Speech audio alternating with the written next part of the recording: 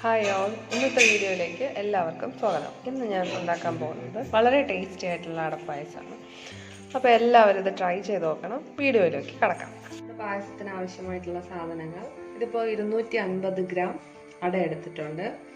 പിന്നെ ഇത് വേവിച്ചതിന് ശേഷമാണ് അതിൻ്റെ പ്രിപ്പറേഷൻ പറയുന്നുണ്ട്. മറ്റ് ഇൻഗ്രീഡിയൻസ് എന്ന് പറയുന്നത് പ്രധാനമായിട്ടും ആവശ്യമുള്ളത് തേങ്ങാപ്പാലാണ്.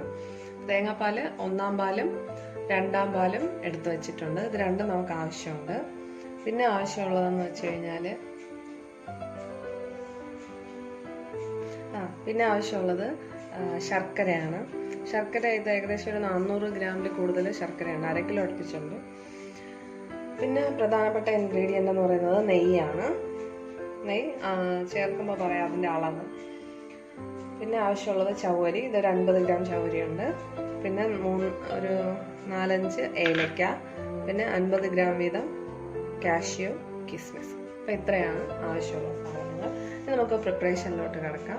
ആദ്യമായിട്ട് അട വേവിക്കാനായിട്ട് പോവാണ്. അപ്പോൾ അട വേവിക്കാൻ വേണ്ടിയിട്ട് ഒരു പാത്രത്തിൽ വെള്ളം എടുത്ത് അത് തിളച്ച് കഴിയുമ്പോൾ ഈ അട നമ്മൾ അതിലേക്ക് ഇടാൻ പോവാണ്. അപ്പോൾ വെള്ളം തിളയ്ക്കുന്നവരെ വെയിറ്റ്.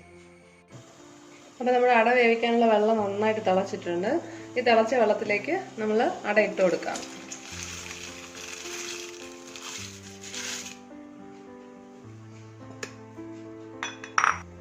ഇത് നന്നായിട്ടൊന്ന് തിളച്ച് കഴിയുമ്പോൾ നമുക്ക് തീ ഓഫ് ചെയ്യാം. ഇത് തിളച്ചിട്ട് എന്താ ഇടുന്നതെന്ന് വെച്ച് കഴിഞ്ഞാൽ, തിളയ്ക്കാതെ നമ്മൾ ഇട്ടിട്ടുണ്ടെങ്കിൽ ഇത് അട ഫുള്ള് അലിഞ്ഞങ്ങ് പോകും.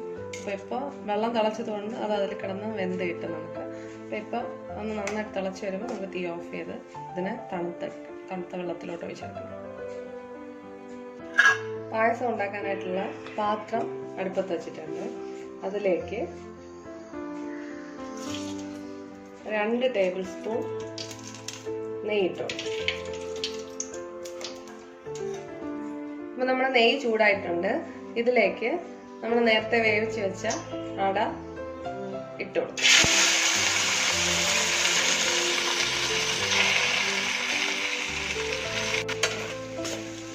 അപ്പം നിങ്ങൾക്ക് ഈ അട കാണുമ്പോൾ മനസ്സിലാവും, എല്ലാ അടയും ഓരോന്നോരോന്നായിട്ട് ഇരിക്കുന്നുണ്ട്. ഇത് വേവിക്കുമ്പോൾ നമ്മൾ ഒരു കാര്യം കൂടെ ശ്രദ്ധിക്കണം. വേവിച്ച് അടുപ്പത്ത് നിന്ന് ഇറക്കിയതിന് ശേഷം അതിനെ ഒരു അരിപ്പയിലോട്ട് നമ്മൾ ഒഴിക്കുക. അതോടൊപ്പം തന്നെ പൈപ്പ് ഒന്ന് തുറന്നു വിട്ട് കൊടുക്കണം. കുറച്ചു നേരം തണുത്ത വെള്ളം അതിലൂടെ പാസ് ചെയ്ത് പോയാൽ മാത്രമേ നമുക്ക് ഇങ്ങനെ കിട്ടത്തുള്ളൂ. അല്ലെങ്കിൽ അട എല്ലാം കൂടെ ഒട്ടിച്ചേർന്നിരിക്കും. അപ്പോൾ നമുക്കിപ്പോൾ ഓരോന്നോരോന്നായിട്ട് കിട്ടണമെങ്കിൽ ആ തണുത്ത വെള്ളത്തിൽ അതൊന്ന് കുറച്ചു നേരം വച്ചിരുന്നതിന് ശേഷം ആ വെള്ളം എല്ലാം വറ്റിച്ചെടുത്താൽ മാത്രമേ ഇങ്ങനെ കിട്ടത്തുള്ളൂ.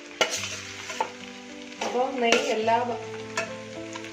എല്ലാ ഭാഗത്തും എത്തിയിട്ടുണ്ട്.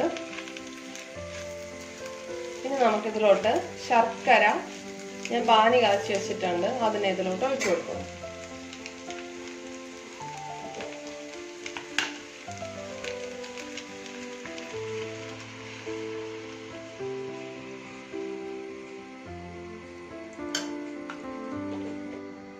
അപ്പോൾ ശർക്കരയിൽ കിടന്ന് ഒന്ന് തിളച്ച് വരുന്നത് വരെ അത് വച്ചിരിക്കുക. അപ്പോൾ അതിനൊരു പ്രത്യേക ടേസ്റ്റ് കിട്ടും.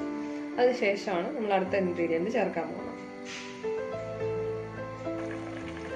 ഇതിലേക്ക് നമ്മൾ തേങ്ങാപ്പാലിൻ്റെ 2-ാമത്തെ പാല് ഒഴിക്കുക.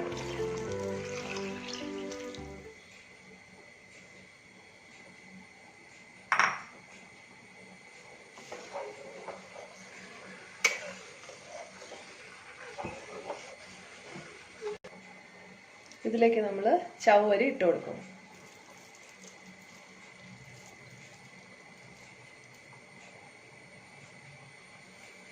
അപ്പോൾ ഇപ്പോൾ ഏകദേശം ഒരു 10-15 മിനിറ്റോളം ആവുന്നുണ്ട്. നമ്മുടെ പായസം ഏകദേശം ഈ ഒരു കണ്ടീഷനിലായി. ഏകദേശം ചവ്വരി വെന്ത് തുടങ്ങിയിട്ടുണ്ട്. ഇനി നമുക്കിതിലേക്ക് ഏലക്ക പൊടിച്ചത് ചേർത്ത് കൊടുക്കാം. ഏലക്ക മിക്സിയിൽ പൊടിക്കുമ്പോൾ കുറച്ച് പഞ്ചസാര കൂടെ ചേർത്ത് പൊടിച്ചാൽ നമുക്കത് പൊടിഞ്ഞ് കിട്ടാൻ ഈസി ആയിരിക്കും. അപ്പോൾ അതുകൊണ്ട് കുറച്ച് പഞ്ചസാര കൂടെ ചേർത്താണ് ഞാൻ പൊടിച്ചിട്ടുള്ളത്. അത് നന്നായിട്ട് തിളച്ച് വന്നിട്ടുണ്ട്. ഇനി നമുക്കിതിലേക്ക് തേങ്ങയുടെ 1-ാം പാലും കൂടെ ചേർത്ത് കൊടുക്കാം.